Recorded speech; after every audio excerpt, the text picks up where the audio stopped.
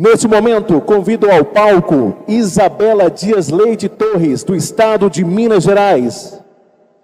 Rafael Evaristo Rodrigues, representando o Estado de Minas Gerais. David Fonseca, da Universidade Alfa Unipac, Campus Araçuaí.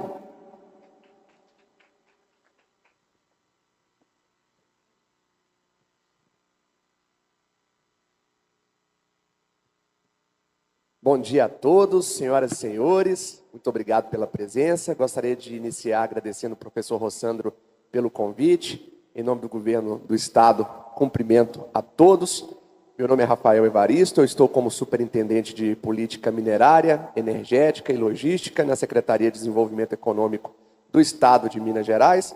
Vou falar um pouquinho sobre o meu trabalho lá antes de bater um papo aqui com os meus amigos. Eu lidero hoje 3 diretorias, uma ligada à mineração, temos uma diretoria específica sobre mineração, temos uma diretora com uma experiência de mais de 40 anos no ramo minerário, engenheira de mineração formada, engenheira de Minas formada pela UFMG, e tem uma equipe qualificada que trabalha na construção de políticas públicas voltadas aí para a mineração, como, por exemplo, o PEN, que é o Plano Estadual de Mineração aqui de Minas Gerais, com metas e estratégias a longo prazo, até 2050, criando aí políticas públicas de Estado e não de governo, que são perenes e contínuas. Além disso, supervisiono uma diretoria voltada para o setor energético.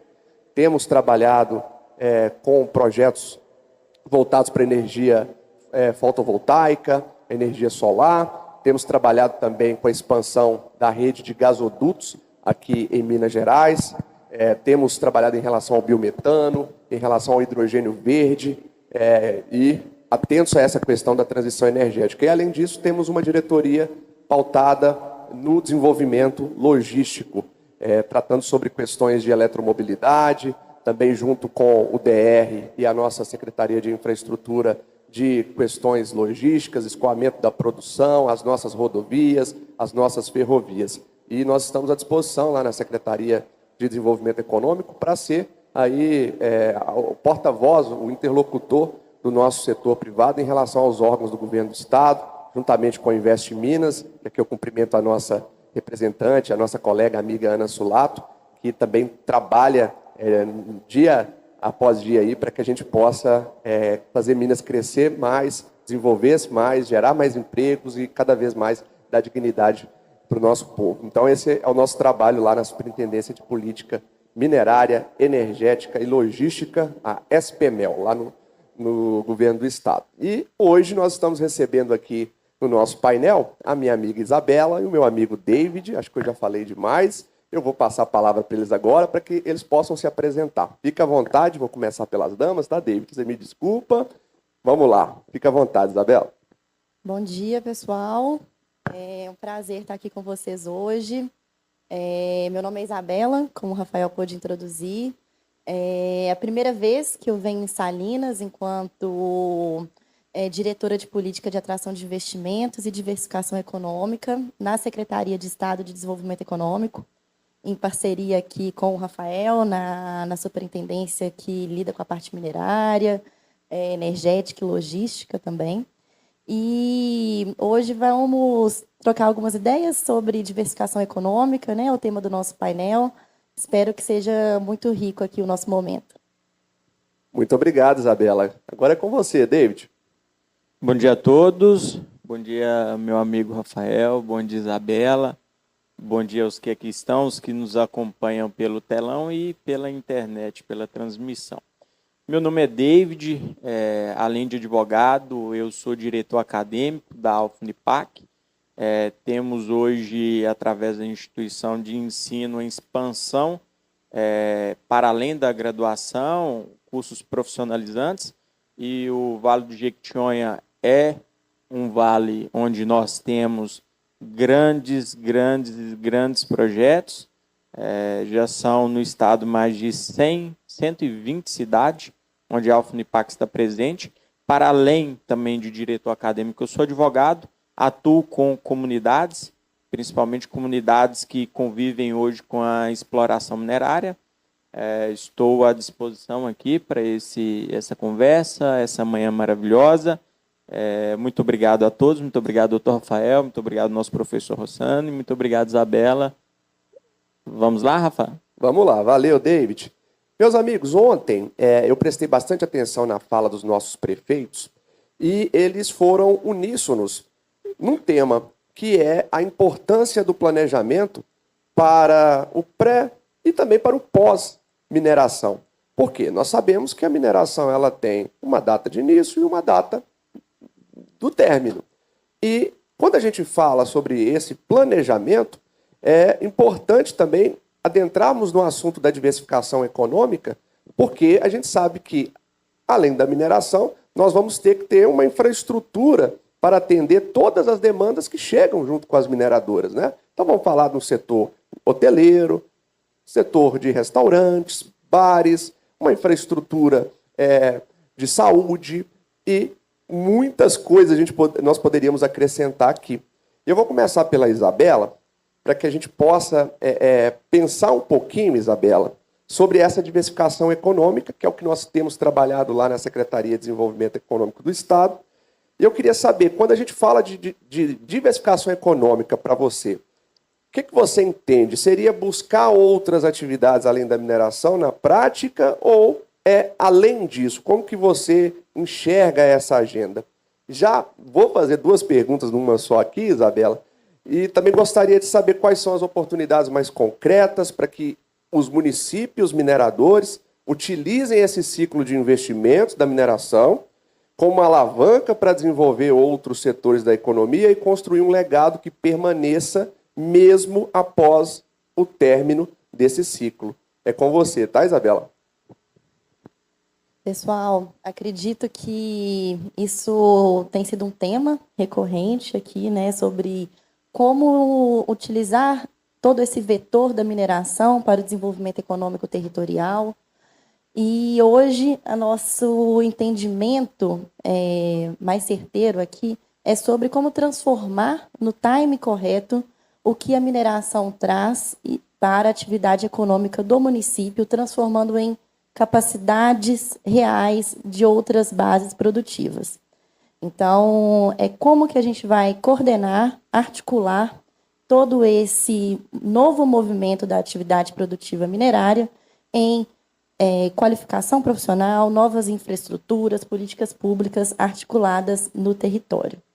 Essa é a nossa ideia central aqui, e eu poderia trazer alguns pilares para que isso fosse trabalhado de uma forma mais concreta mesmo pelo próprio município, mas também entendendo qual que é o papel dos outros entes federativos nessa jogada, né? Principalmente o Estado e a União dentro de suas competências para articular políticas públicas. O primeiro ponto, que é a chave aqui para a gente entender como que esse desenvolvimento poderia ficar no território, é, com certeza, a qualificação profissional. Hoje, a gente percebe que existe, né, um aumento do número de empregos, um aumento do PIB do município, dos municípios ao redor das atividades minerárias, onde as empresas estão instaladas, e muitas vezes há um boom de empregos, né? Tanto para a instalação da empresa, para a fase de pesquisa, mas quantos desses empregos permanecem na fase de operação e o quanto que isso realmente retém essas pessoas no território, ou como que isso atrai pessoas de fora ou leva as próprias pessoas do território para fora. É preciso que esses números de geração de empregos também sejam analisados nessa perspectiva. Quanto mais a gente articula, e isso vai muito aí daqui que vai ser explorado pelo David, né? Quanto mais a gente articula uma capacidade de qualificação profissional no território, para que as mãos de obra sejam mais qualificadas, mais capacidade profissional a gente retém para outros setores produtivos se instalarem. Como eu falei antes, né, a gente trabalha muito casada a política de diversificação econômica e atração de investimentos. Quando a gente conversa com as empresas e faz o atendimento, onde elas querem se instalar no território, tem muito a ver com recurso, tem muito a ver com logística, mas o principal gargalo hoje também tem passado pela mão de obra.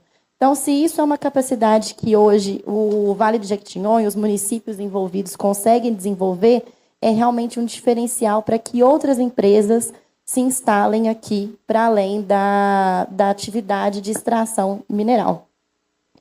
E é importante, né, que para esse ponto justamente tenha, desde a educação básica, que a gente está falando do ensino fundamental, ensino médio, mas também cursos técnicos que vão ser muito importantes. Eu acho que é o que mais é demandado, mas a qualificação do ensino superior também, para que a gente consiga avançar no desenvolvimento de pesquisa, no desenvolvimento de novas tecnologias que ficam para o território. O segundo pilar, que é fundamental também, é o investimento em infraestrutura. A gente consegue, é a minha primeira vez aqui em Salinas, né, como eu falei no início, e foi falado do quanto que as estradas antes eram piores, como que o acesso melhorou aqui na região, como que ainda tem muito a avançar, né, principalmente para outros municípios ao redor. Mas se a gente pensa no que uma estrada faz diferença, se a gente puder ampliar, se a gente puder ter acessos de outros modais, tanto para logística de produtos, mas quanto de pessoas, e isso facilita a entrada de pessoas no território, mas também o escoamento de produtos, a chegada de novas empresas e o tempo, né? A gente consegue reduzir o custo de operação para qualquer empresa que vier para essa região. É muito importante a atenção dos municípios em articulação com os programas de Estado, os programas da União, para que esses recursos sejam convertidos em infraestrutura. Não só infraestrutura, como eu falei, dos modais de transporte, mas também pensando nas tecnologias de comunicação, que tenha sinal, né, de internet, de telefone, que isso seja explorado aqui, mas que isso fique como uma base para outros setores produtivos também. Hoje a gente trabalha muito também com a pauta de promoção de exportação. A gente consegue identificar no território, né, outras vocações aí da agroindústria, fruticultura, a própria cultura local, com uma produção surpreendente de ativos. Então, isso precisa chegar em outros cantos, tanto de Minas Gerais quanto do Brasil, por meio dessa conectividade ampliada da infraestrutura. E o terceiro pilar, que é muito curioso, né, é o tanto que a gente pode diversificar dentro da cadeia produtiva da mineração e fora da cadeia produtiva da mineração. São o nosso antes e o depois dentro da cadeia, trabalhando nos fornecedores locais também. São competências e estruturas que ficam no território que são fundamentais. Então, se hoje as empresas instaladas no território precisam dos fornecedores dos produtos A, B e C, esses fornecedores podem estar aqui e devem estar aqui e não comprar de fora, comprar de outros estados. É preciso que tenha essa base aqui para que também possa, inclusive, servir a outras estruturas no futuro. Se a gente tem uma rede de fornecedores cada vez mais capacitados, mais eficientes, com um preço competitivo, isso cria também bases para outros negócios. E como eu falei antes, as empresas olham se elas vão estar conectadas com os fornecedores para reduzir os próprios custos no território. E, para além disso, né, a própria diversificação econômica, e a mais complexa, é a que a gente fala do para frente, né, trabalhar no beneficiamento, no processamento das matérias-primas que têm sido produzidas aqui. Aí a gente junta os pilares da qualificação, da pesquisa, para que isso fique no território. Então, gente, o momento da diversificação, hoje, ele é enquanto a mineração está em alta mesmo, né? Eu não sei se vocês conhecem a cidade de Itabira, em Minas Gerais, que teve a exploração de minério de ferro, a primeira, né, da Vale. Eu sou de Itabira, então sei muito como é, né, a cidade crescer junto com a empresa, passar por momentos de discussão para onde isso vai, e inclusive discutir hoje o que seria o final dessa mineração no município.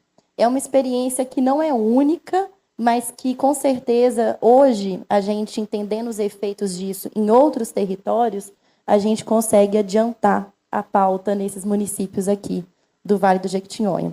E a principal lição aprendida, eu diria que é não perder o time para que a diversificação aconteça enquanto o recurso está em alta, enquanto a mineração acontece, para desenvolver essas capacidades produtivas. Não é o momento de, quando isso parar, a gente olhar para a questão. Então, é desenvolver a capacidade e não perder o time disso. É isso, Rafael. Acho que são lições que ficam, mas que o território, inclusive, tem muito a acrescentar com as suas próprias especificidades, né? Tanto a localização daqui, a própria cultura local, que a gente consegue ver e sentir aqui, que também constitui o último pilar que eu ia chamar a atenção, que é para a diversificação de outros setores. Se a gente trabalha isso tudo, a gente com certeza consegue desenvolver melhor o turismo, consegue colocar a cultura local em foco, e isso virar ativos muito potentes, né? A gente vê países por todo o mundo aí que exportam a cultura, que trabalham com a pauta do turismo de uma forma muito ativa, e esse pilar não pode ficar de lado, né? É isso, pessoal. Muito obrigado, Isabela.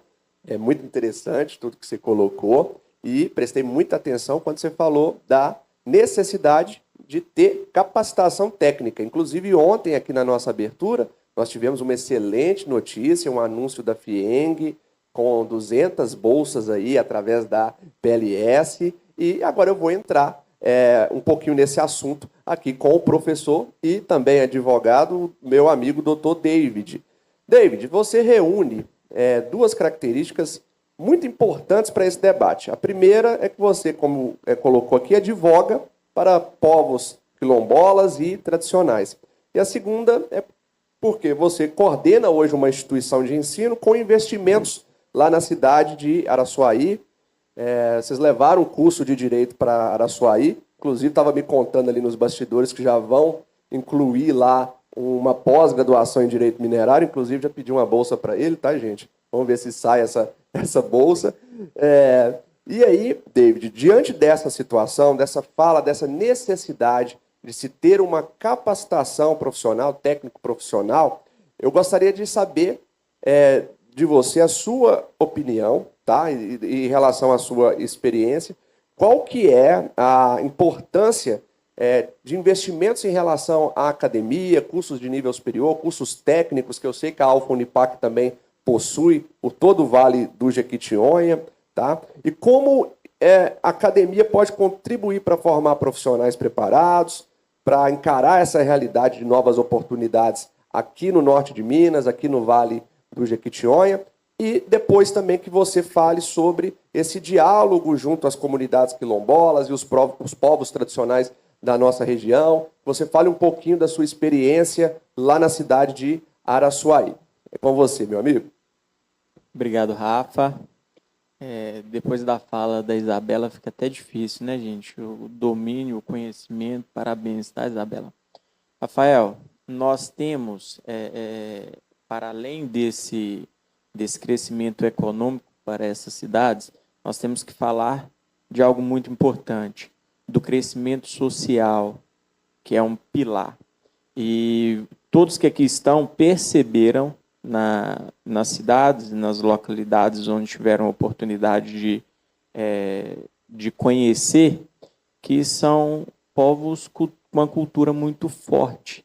Eles exalam isso. São projetos de artesanatos, são projetos de desenvolvimento na agricultura familiar. Isso é muito importante. Então, quando nós falamos do crescimento, da profissionalização, da necessidade de trazer para essa comunidade o incentivo à formação acadêmica e formação técnica também, nós precisamos começar pelo principal pilar que os motivaram, que é a superação. Então, são povos que buscam isso. É uma comunidade, o Vale do Jequitinhonha, ele tem isso muito exalado nele. A Alfunipac, aqui eu vou citá-la como exemplo, tá? Professor Rafael, que tem a oportunidade de tê-lo como colega. A Alfunipac, ela enfrentou uma dificuldade quando chegou nessas cidades. Assim como vocês que aqui estão também enfrentam dificuldade em uma socialização. Mas o principal pilar, que é a superação, ele rompe essa barreira. Então, nesse rompimento, esses povos, eles perceberam que a oportunidade que eles têm de superação, seja uma superação econômica, seja uma superação como povos que enfrentaram dificuldades, para além da oportunidade de trabalho, de desenvolvimento social, também uma oportunidade de crescimento pessoal. Então, nós falamos sim da necessidade de buscarem conhecimento através da profissionalização, mas eles, com essa superação, com essa necessidade de crescimento pessoal, buscaram isso. Nós chegamos até primeiro do que a mineração, como forma de empreender. Lógico que nós tivemos uma oportunidade de crescimento muito maior após a mineração, mas eles perceberam isso lá atrás. Então, vamos falar de desenvolvimento econômico para eles e também de desenvolvimento pessoal, profissional. Eles necessitavam disso. É a oportunidade. Eles abraçaram a oportunidade do conhecimento e agora abraçam a oportunidade do crescimento econômico da própria comunidade. Não é diferente com as comunidades quilombolas, com os povos tradicionais. O que eu vejo que nós temos ali um pouco de dificuldade é em relação à chegada, é o diálogo. Nós até comentávamos sobre isso lá fora. Falta um pouco do diálogo. Por quê? Lógico que nem sempre, né? Mas é pela dificuldade de chegar, de conversar, de compreender a cultura, de compreender nesses povos como eles viviam, como eles irão viver após essa chegada, que não traz só exploração, mas traz desenvolvimento. Eu coloco, e até puxando um pouco da fala da nossa colega da Isabela, o que deixaremos ao final da exploração? Nós deixaremos uma comunidade, povos fortalecidos economicamente, fortalecidos socialmente, que terão capacidade de conduzir o desenvolvimento para além desses pilares. O pilar da economia e o pilar social. Isso é algo importantíssimo e que precisa ser dito. O óbvio também precisa ser dito, claro, mas isso precisa ser, precisa dar uma ênfase muito grande em relação a esses dois pilares que irão permanecer. O desenvolvimento econômico e também o desenvolvimento cultural. Para além, lógico, né, da contribuição das empresas e a contribuição profissionalizante. Muito obrigado, professor David. Quero saber uma outra coisa. Em relação a futuros investimentos, a Alfa pensa em expandir a sua rede, chegar também aqui em Salinas, incluir novos cursos técnicos? O que vocês têm enxergado da região? Nós precisamos adaptar a cada região. Você até comentou da pós-graduação no direito minerário, só que os nossos profissionais do direito, a partir do próximo semestre, eles já terão a disciplina em direito minerário inserida na matriz curricular. Isso é algo que a região proporciona. Não são todas as unidades que possuem, mas a Araçuaí possui. Para Salinas, para os outros municípios, nós já estamos com cursos autorizados, cursos em segurança do trabalho, concursos em técnico em geologia, agronomia também, que precisamos potencializar para além da mineração. Nós temos o dever de potencializar outras áreas do conhecimento, e tem algo muito, muito importante. A UFUNIPAC, ela é uma instituição de ensino, eu falo interiorana, porque nós começamos em uma cidade do interior, em Teófilo Otoni, que também passou por esse momento da exploração de minério, né, assim como está acontecendo aqui em Araçuaí, em Salinas, em Itinga.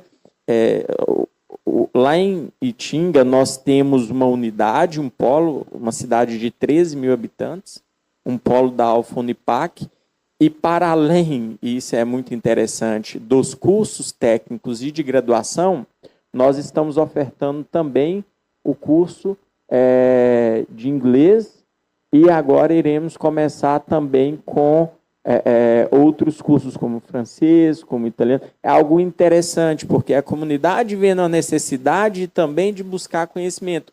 E não são poucos alunos. Lá nós temos mais de 300 alunos em uma cidade de 13 mil habitantes. Imaginem essa quantidade de profissionais inseridos dentro, lógico, né, da área de atuação em todo esse território que é o Jequitinhonha. Isso é importantíssimo. Parabéns aí pelos investimentos, são boas notícias chegando. Como foi dito, é importante termos esse acesso. Temos aqui o Instituto Federal, com a Alfa disponibilizando mais cursos, com a FIENG chegando também com os seus projetos. Tenho certeza que nós vamos conseguir formar grandes profissionais para atuar aí no setor da mineração, como também naqueles setores que vão crescer junto com a mineração, hotelaria. Você falou aí da importância do inglês e de outras línguas e idiomas também. Quer complementar, professor? Óbvio que, desculpa interromper, quando nós falamos dessa presença da instituição, precisa ser dito que 80% para 90% desses alunos que estudam conosco, eles não pagam. Eles não pagam porque são parcerias com instituições privadas e também com o poder público. E isso é algo importantíssimo, porque a comunidade, ela recebeu inicialmente a oportunidade de ter essa qualificação, e são pessoas que já serão inseridos de imediato. O poder público fazendo sua contribuição, né, doutor? Com certeza, com certeza. Meus amigos, já caminhando aqui para a reta final, gostaria de saber de vocês como vocês enxergariam o Vale do Jequitinhonha, o norte de Minas, a região aqui de Salinas, de Araçuaí, de Itinga, daqui a alguns anos. Se eu perguntasse para vocês qual manchete vocês gostariam de ver nos jornais. Recentemente eu tenho participado de alguns debates em relação à mineração, e algo que nós temos frisado no Estado é que nós estamos vivendo a terceira geração da mineração no nosso Estado, que tem a mineração no nome, no nosso DNA. Nós vivemos lá nos primórdios do nosso Estado a mineração do ouro, dos diamantes. Somos da região de Diamantina, né, professor David? Tenho muito orgulho de ser do Vale do Jequitinhonha. Depois nós tivemos a importância da mineração do minério de ferro, da nossa colega lá de Itabira, e tudo o que proporcionou essa mineração. E agora a gente vive uma terceira geração em relação à transição energética, que é o assunto do momento. Você liga o rádio, tem alguém lá falando de transição energética, você liga no Jornal Nacional, estão falando de transição energética, só se fala nisso, é o assunto em voga. E nós precisamos entender que nós não estamos falando só do futuro, a gente está falando do agora. Nós estamos, de fato, minerando o futuro agora. E Minas Gerais e o Brasil precisa se atentar para isso. E nós temos falado sobre essa importância de construção de políticas públicas sérias, perenes. Temos lá a discussão do Plano Estratégico Nacional, que está lá no Congresso. Em relação a Minas Gerais, nós temos o nosso plano estadual, que está sendo atualizado. Vamos atualizá-lo, estamos trabalhando nisso. E temos conversado muito sobre a importância de verticalizar, como a Isabela disse aqui, a produção da cadeia do lítio. Então, essa é a grande preocupação situação do nosso Estado hoje, essa verticalização, para que a gente possa ter incentivos fiscais, que agora com a nova lei, a reforma tributária, vão deixar de existir até 2032. Então, Minas Gerais precisa dar essa infraestrutura necessária para que os investimentos possam estar, de fato, dentro daquilo que o povo das cidades mineradoras tem pensado e tem sonhado com o que vai acontecer. É fácil? Vai ser tudo num toque de mágica? A gente sabe que não. Mas, para isso, a gente precisa debater isso com seriedade, como já foi dito, ter planejamento para que as coisas saiam do papel. Então, vou passar para vocês, já falei demais. Como vocês enxergam, como vocês gostariam de ver uma manchete sobre essa região daqui, vamos colocar em 2046? Começar por você, Isabela. Pessoal, muito boa essa pergunta, viu, Rafael? Acho que a gente toca no ponto central, né, dessa terceira fase da mineração, falando de transição energética, toda uma disputa geopolítica em voga, e contando também com todas as capacidades que a gente vai ser capaz ou não de articular, como o David também acrescentou, e com profundidade sobre a parte educacional e de pesquisa. Mas o que eu enxergaria, né, para daqui a 20 anos, como uma manchete, seria a riqueza do vale em cima da terra também. Não que mais do que foi extraído e gerado, mas o que foi construído com esse vetor produtivo. Então, a gente é capaz hoje, né, de estar nesses fóruns, em ter outros momentos de discussão, de articular outros atores nesse movimento, com suas capacidades, com seus recursos, né? O governo municipal, o estadual, a União, dentro de suas competências, como eu falei antes, para que tenha diretrizes sobre leis, estratégias de como a gente vai utilizar esse solo, como que a gente pode ou não vender, quais são as estratégias para verticalizar essa cadeia, mas como que a gente produz isso para o desenvolvimento regional. Então, seria entender quais riquezas ficam em cima do solo, principalmente na gente, nas águas, na cultura, o que isso fica para quem está aqui e que vai conviver por muitos anos com isso e vai deixar um legado aí também para as próximas gerações que seja muito mais frutífero. Acredito que não dá para descartar mesmo o papel das instituições fortes nesse momento para ter essa capacidade de decisão, para articular os recursos, inclusive a própria arrecadação dos municípios aumentando, né? Isso é um ponto importantíssimo para que seja convertido em políticas públicas realmente concretas e eficientes. A gente tem uma parte do CEFEM, eu também não sei se todo mundo tem esse conhecimento, mas que é uma parte de 20% que é justamente direcionada à diversificação econômica, que é para a gente mobilizar recursos para o desenvolvimento da cadeia produtiva e de outros setores produtivos no território. Então, isso é interessantíssimo, a gente tem que saber como que os recursos funcionam, como que as leis se aplicam e entender principalmente as especificidades do território. Quanto mais apropriado o município, a população, as empresas, as instituições de ensino estão do que é as vocações do território e também quais são realmente os fatores que são obstáculos, mais capacidade de negociação a gente vai ter frente aos desafios que vêm pela frente. Então, não adianta ter recurso, mas a gente tem que saber como negociar para mobilizá-los. É isso. Ótima manchete, Isabela. Muito obrigado. E você, professor David, qual manchete você quer ver na capa do jornal em 2046? Falando também como advogado de comunidades tradicionais, como coordenador de uma instituição de ensino. Fala pra gente. Na verdade, nós veremos, tá? Podem ter certeza disso, eu tenho certeza e acredito. Veremos transformando riquezas em superação. É essa que é a realidade hoje e na verdade, isso vem acontecendo hoje e será realidade lá na frente. Nós precisamos ter consciência, tá? A gente está falando da exploração em meio ambiente, que é algo intergeracional, então fica para as presentes e futuras gerações que a nossa riqueza ela precisa ser transformada para, óbvio, as comunidades, a população em superação. Então, enquanto um acadêmico, nós estamos trabalhando nisso, estamos trabalhando com as comunidades para que eles entendam essa necessidade em transformar isso em superação. Meu pai falava comigo, eu tenho certeza que o pai dele disse para ele, cavalo arriado passa uma única vez. Então, a única oportunidade que eles terão é essa.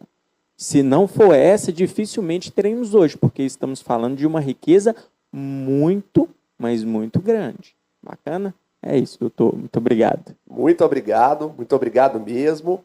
Ontem eu prestei atenção também na fala dos prefeitos, num outro ponto muito importante, todos falaram de união para que a gente tenha aqui um desenvolvimento regionalizado. Amanhã terei a oportunidade de estar num painel com eles, o prefeito aqui de Salinas, de Araçuaí e também de Itinga, e no final, ontem eu até falei com eles, olha, a gente precisa falar de consórcios públicos, a gente precisa falar de fundo soberano. Então, isso que eu fui colocando também como, dando uma resposta para a minha própria pergunta, eu espero que a manchete possa se concretizar numa união que de fato aconteceu de forma planejada através de um consórcio, através de se ter um fundo soberano, para que de fato a região se desenvolva. Então a gente precisa ter essa união. Enquanto representante do Estado, eu sou um otimista dos consórcios públicos, principalmente em relação aos municípios menores. Temos problemas gigantescos, complexos. Ontem tivemos a oportunidade de estar em Itaiobeiras, tivemos a informação do prefeito Danilo lá, que estão conseguindo avançar na questão do aterro sanitário, que, na minha opinião, se os municípios se juntam e formam um consórcio, a gente consegue avançar de maneira, não vou dizer mais fácil, né, mas de maneira mais conjunta, organizada, e com a contribuição de cada um, a gente consegue sanar esse problema que é do Brasil, como por um exemplo. Então, na mineração é da mesma forma, a gente precisa ter essa união, essa organização. Eu quero convidá-los para amanhã, às 5h30, acompanhar esse debate com os prefeitos aqui, porque vai ser muito interessante. Muito obrigado, David, muito obrigado, Isabela, muito obrigado a todos. Obrigada, pessoal. Muito obrigado a todos, muito obrigado, doutor Rafael. Um bom dia a vocês.